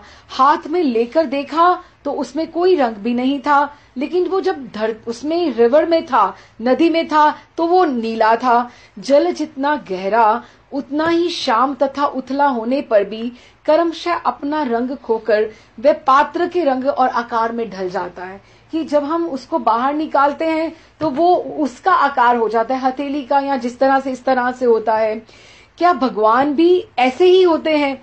इतनी बात मीरा ने वाक्य अधूरा छोड़कर महात्मा की ओर देखा। तो ये बहुत बड़ी बात थी निवृत्तिनाथ जी के लिए। हृदय की गहराई, स्वच्छता और कोमलता और बुद्धि की जो तीक्ष्णता थी उसके नेत्रों में झलक उठी थी। उस दृष्टि से प्रभावित होकर निवृत्तिनाथ जी कुछ क्षणों के लिए मौन रह गए, फिर बोले, हाँ पुत्री, भगवान का कोई रंग नहीं है। बहुत गहरे होने से वे श्याम लगते हैं और देहरूपी पात्र में उसी के अनुरूप ढल गए लगते हैं, किंतु पात्र और रंग में ढलने पर भी जल जल ही रहता है, वैसे ही नाना रूपों में ढले होने पर भी उनकी भगवत्ता तनिक भी कम नहीं होती है। ये लोग जा रहे हैं डाकोर जा रहे हैं गुजरात की तरफ दर्शन करने के लिए। तो ये रास्ते में ये उनको निवृत्ति नाथ जी उनके साथ हैं। ये मीरा का ये झुकाव है ना, जो ये देखो एक हम जैसे हमारी जिंदगी जैसे शुरू होती है, हम लोग धीरे धीरे बहुत सी चीजों की तरफ अट्रैक्ट होते हैं। जैसे कभी हमने इसकी उपासना करी, अब जिंदगी में जाकर हमें लक्ष्य की प्राप्ति, जैसे हम वैसे भी सोचें तो स्कूल में हमारे कितने सब्जेक्ट्स होते हैं, फिर उसके बाद हम कॉलेज में हमारे पास 3-4 सब्जेक्ट्स रह जाते हैं, फिर उसके बाद हम लोग एक सब्जेक्ट में पोस्ट ग्रेजुएशन करते हैं, फिर उसमें करना चाहते हैं। इस तरह से किसी की भी जिंदगी में मीरा ने भी इतनी योग की उपासना करी कि उसको इतनी समाधि लग जाती थी। धीरे धीरे हम पढ़ेंगे, पर it has not any connection with our straight focus story. लेकिन क्या है कि मीरा ने इतनी उसकी समाधि लगनी शुरू हो गई थी कि लोग देख के हैरान हो जाते थे कि वो ऊपर तक उठ जाती थी, जैसे समाधि जिस तरह से, क्योंकि ऐसे ही सब रानियां उसके बारे में चिंतित नहीं हुआ करती थी।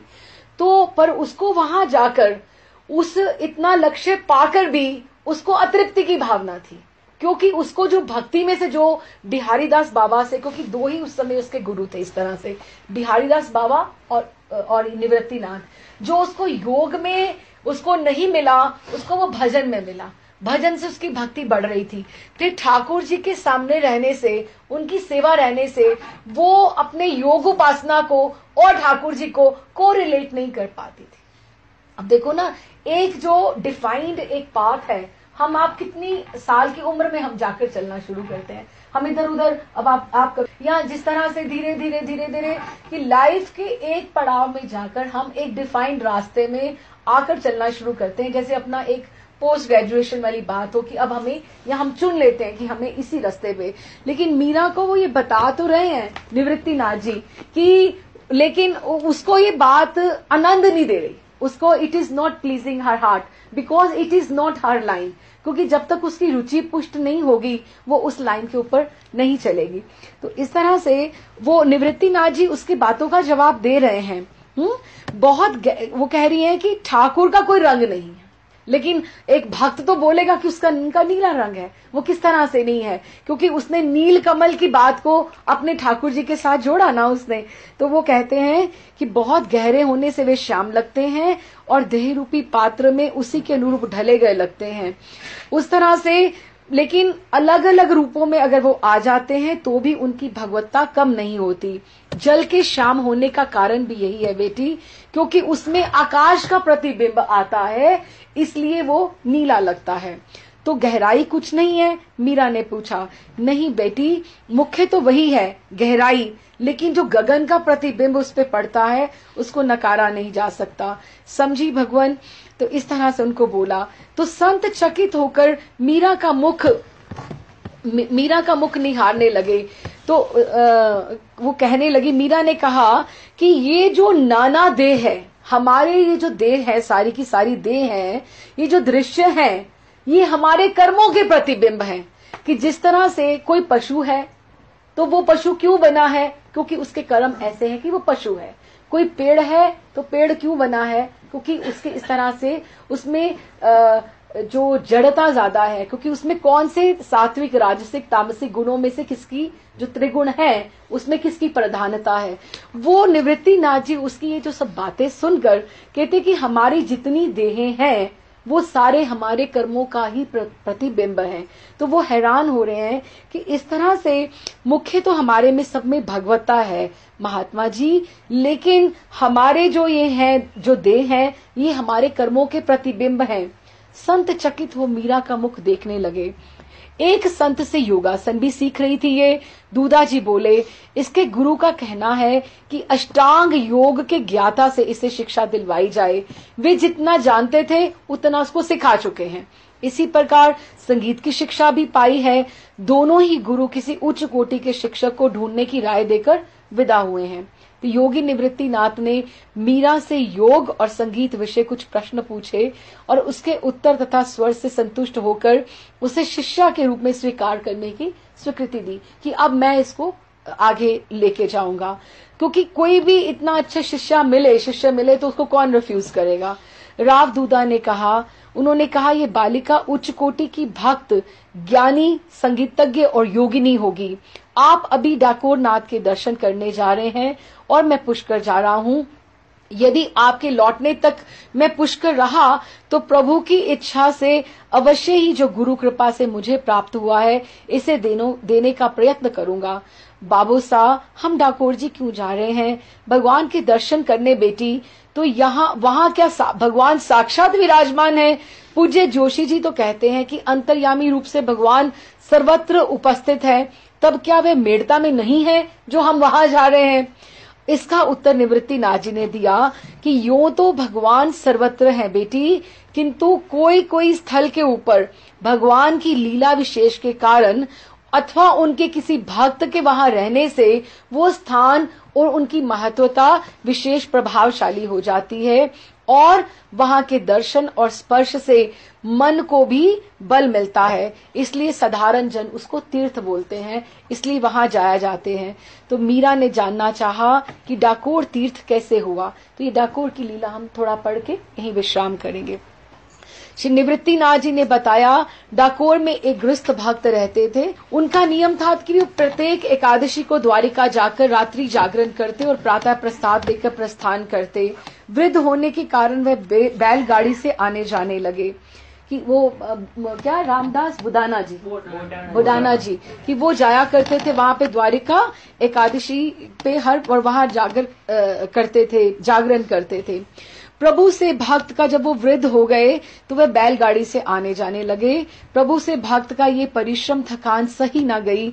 एक बार जागरण के मध्य उनको झपकी आ गई। उन्होंने देखा कि स्वयं श्री द्वारिकाधीश सम्मुख उपस्थित हैं। वह शोभा, सुषमा और ऐश्वर्य देखकर वे मत हो गए। उन्हें लगा प्रभु कह रहे हैं, अब तुम वृद्ध और निर्बल हो गए हो, प्रति एकादशी तुम्हारा ये आना जाना मुझसे सहा नहीं जाता, किंतु क्या करूं, तुम्हारे बिना मुझे भी एकादशी अच्छी नहीं लगती, मुझे तुम्हारी सदा प्रतीक्षा रहती है। ऐसा करो, तुम मुझे अपने घर के स्थान पर डाकोर ही ले चलो, हम दोनों वहां साथ रहेंगे। ऐसा कहकर प्रभु अंतर्ध्यान हो गए। अचानक हड़बड़ाकर वे जग गए और मन ही मन कहने लगे, ये क्या स्वप्न देखा हमने, क्या सचमुच ही प्रभु डाकोर पधारना चाहते हैं? आहा, ऐसे भाग्य कहाँ, स्वप्न तो स्वप्न ही होते हैं। मेरे पागल मना, असंभव की आशा ना जगा। निज मंदिर में जाकर प्रभु के विग्रह को हाथ लगाएगा तू? देख रहा है ना इन पंडे पुजारियों को, तेरी हड्डियों की खैर नहीं रहेगी। सो तो सब ठीक है, पर वह मोहिनी मूरत, आहा, उसका लोभ कैसे छोड़ दूं? मुख से जब उन्होंने मुझे कहा है तो वो जो मेरे कानों में अभी तक सुनाई मुझे दे रहा है, उन्होंने मुझे कहा कि मैं तुम्हारे पास जाना चाहता हूँ। लगता है जैसे मिश्री की डली सी घुल गई हो उनकी मुस्कान में, और वो क्या दृष्टि वो कहने में आ सकती है जिस बात से वो मुझे आग्रह कर रहे थे कि मुझे तुम्हारे साथ वहां जाना है। वह कोमल पलकें, वह आम की फांक सी बड़ी बड़ी आंखें, वह काली भंवर सी पुतलियां, आहा, वह कैसे वह दृष्टि कलेजे में उतर गई। आरी सी चलती है, न कराहते बनता है न मुस्कुराते, प्राणों का चैन छीन लेने वाली वह मीठी पीड़ा है। अपने विचारों में लीन उन्हें ज्ञात ही न हुआ कि 3 प्रहर रात कब बीत गई और रात्रि की चतुर्थ प्रहर की ठंडी हवा के प्रभाव से कीर्तनिया लोग आड़े टेढ़े हो झपकी लेने लगे। उन्होंने स्वयं से कहा, यही अवसर है प्रभु को ले जाने का, उठ, तुझे किसका डर है? तू तो अपने प्रभु की आज्ञा का पालन कर रहा है ना, कि तुझे तो उन्होंने कहा है मैं तुम्हारे साथ चलना चाहता हूँ। क्या करेंगे ये लोग, मारेंगे पीटेंगे? यही ना, एक बार बाहों में भरकर कम से कम मैं अपनी छाती तो ठंडी कर लूंगा, बाद में ले जाएंगे तो ले जाएंगे, कम से कम एक बार तो ठाकुर जी को आलिंगन कर लूंगा ना। एक बार केवल मेरे को साहस कर लेने दो, मेरे कायर मन, नयन मन भर लूं सुषमा सिंधु के स्पर्श से, फिर चाहे जो हो, जीवन रहे या जाए, देह तो जानी है, इसी बहाने चली जाए, कम से कम ठाकुर तो मेरे सामने होंगे ना। आहा, प्रभु पधारना चाहते हैं मुझ दीन सेवक के घर, यही तो मुख्य है, यही तो मुख्य है। उन्हीं की इच्छा आदेश पूर्ण करने जा रहा हूं, तो मैं तो क्या होगा, मुझे क्या जरूरत है सोचने की, मैं क्यों सोचूं, जिसने मुझे आदेश दिया है वो सोचे कि किस तरह से क्या होगा। ज्ञात ही ना हुआ कि कब वे उठकर मंदिर में गए और कब श्री विग्रह को अपने आलिंगन में भरकर उठा लाए। आनंद के उद्रेक से नेत्रों से बहते पनारे जग को अंधेरा कर रहे थे, कि उनको आंसू ऐसे बह रहे थे कि उनको कुछ दिखाई नहीं दे रहा था।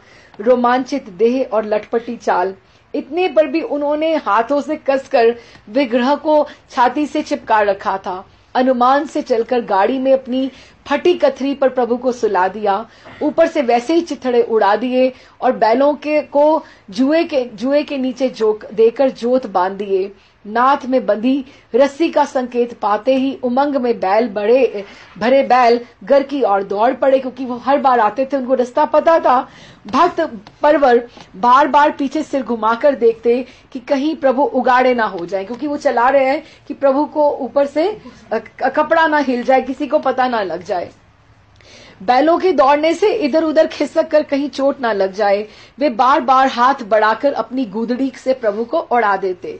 भावाविष्ट संत निवृत्तिनाथ मानो सीधे भगवान से बोल पड़े, कहो तो रन छोड़ राय, स्मरण आती है देवी विदर्भी के महल की वे दुग्ध फेनो उज्जवल सुकोमल शैया, अथवा क्षीर सागर और वैकुंठ की शेष सैया।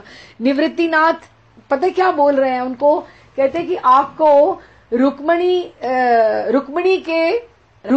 के जो अंतःपुर में जब आप सफेद चादरें वहां पे आपको उसमें से उसको आप इमेजिन करो, या क्षीर सागर में आप जो रहते हो वो आपको सुगंध आती है या उसमें से भक्त के उसमें से दुर्गंध आती है। वो जो चिथड़ा जो थे उसने आपको उड़ाया हुआ था, आपको कौन सी दोनों में से सुगंध किसमें आ रही है और किसमें दुर्गंध आ रही है। देखो ना, देवी रुक्मिणी के महल से वह दुग्ध फेनो उज्जवल सुकोमल शैया, वो जो व्हाइट कलर की, अथवा क्षीर सागर और वैकुंठ की शेष सैया आपको याद आती है ना।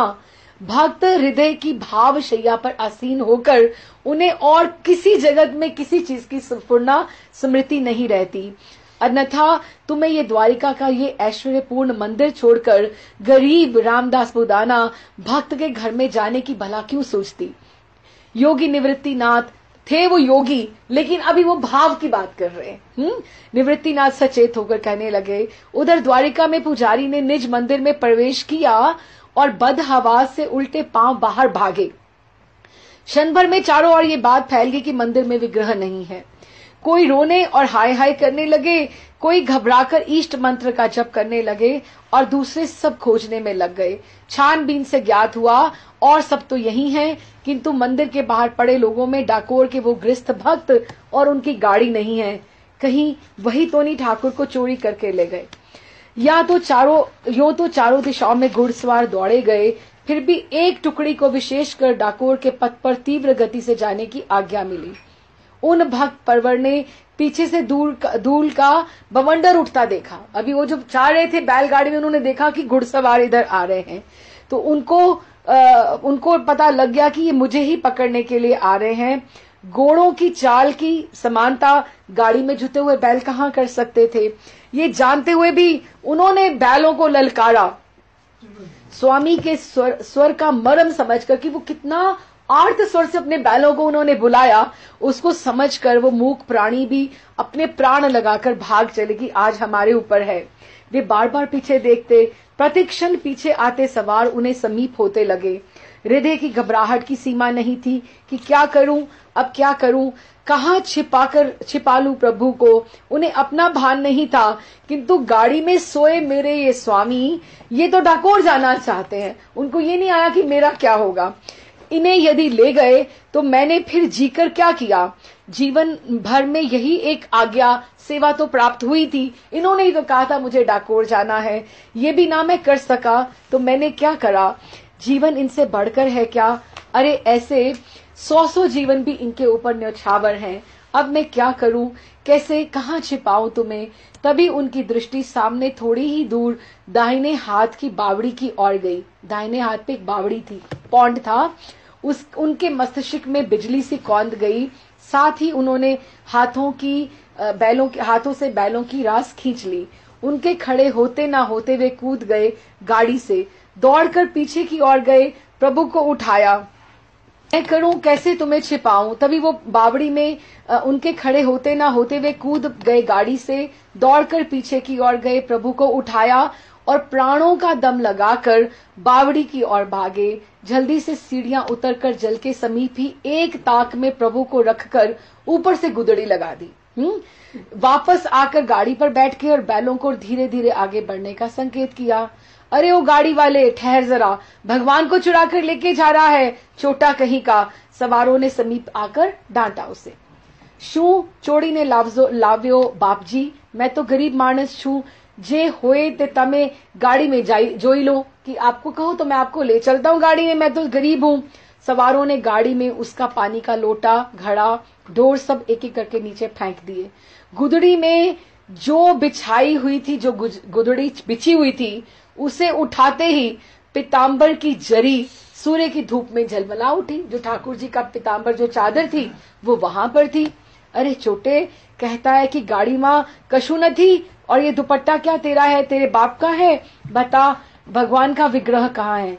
अब क्या उत्तर दे? वो सामने तो पीताम्बर दिखी गया, ठाकुर जी की चादर। उत्तर ना देने पर खिजाए हुए सवार पिल पड़े। वृद्ध गृहस्थ भक्त को मारते मारते लहूलुहान कर दिया उन्होंने, किंतु उनके मुंह से बात की कौन कहे, कराह तक ना निकली। कराह भक्त के मुंह से भले ना निकले, पर उस भक्त के स्वामी कराह उठे इस अत्याचार से। वो भक्त कुछ नहीं बोला। बावड़ी से एक दबंग स्वर आया, एकदम से बावड़ी से आया। वो बुदाना जी नहीं कुछ बोले।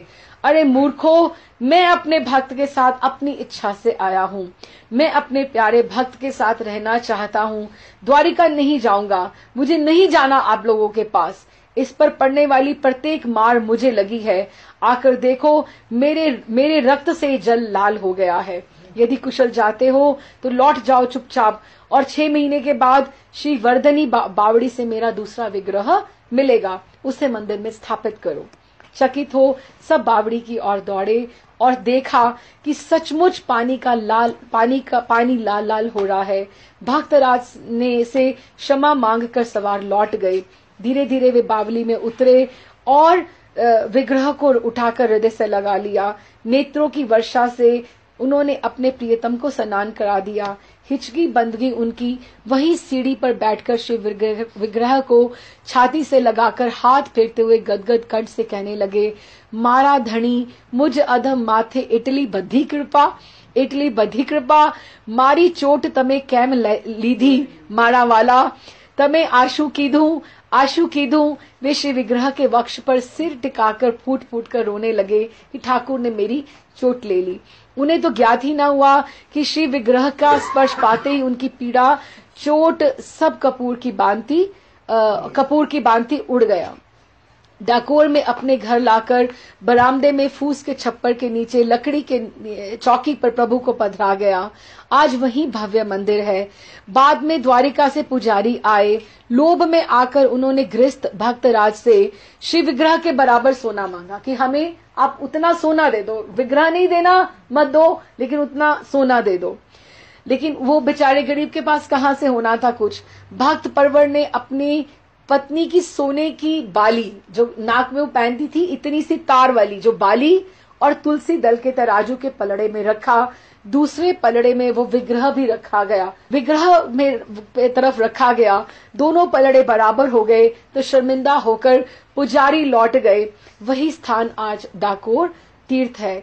योगी निवृत्तिनाथ जी की वार्ता के बीच बीच में मीरा की ओर देख लेते कि वो कैसे एकाग्रचित होकर सुन रही थी। लगता था मानो उसके प्राण कानों में ही आ गए हों। संत के मौन होने पर उसकी पलकें अवश्य झुक गईं, किंतु वह मूर्ति की तरह बैठी गई। कुछ समय के बाद निवृत्तिनाथ जी की ओर देखा तो उसकी दृष्टि में प्रश्न था। कुछ कहना चाहती हो बेटी? उन्होंने पूछा। उन भक्त बुदाना जी ने भगवान को प्रत्यक्ष देखा था? तो वो पूछ रही है, कहती देखा हो शायद, पर कहती क्या शायद से काम चल जाएगा? मीरा ने गंभीर स्वर से पूछा। बिना देखे कैसे विश्वास हो, और विश्वास हुए बिना जब तक उनका अभाव जीवन में व्याप्त नहीं होता, किसी की रुचि प्रेम कैसे हो सकता है। अब उसको ये था कि जब तक भगवान सामने नहीं आए हम उनसे प्रेम कैसे कर सकते हैं। श्रद्धा और विश्वास भक्ति के माता पिता हैं बेटी, और ज्ञान वैराग्य पुत्र। अगर भक्ति करनी है तो विश्वास करके चलना पड़ेगा, और अगर तुम विश्वास करके चलते हो तो आगे तुम्हारी श्रद्धा से ही उसका जन्म होता है। इस तरह से भगवान भक्ति और विश्वास के जोड़े से आपके हृदय में उत्पन्न होते हैं। यही हम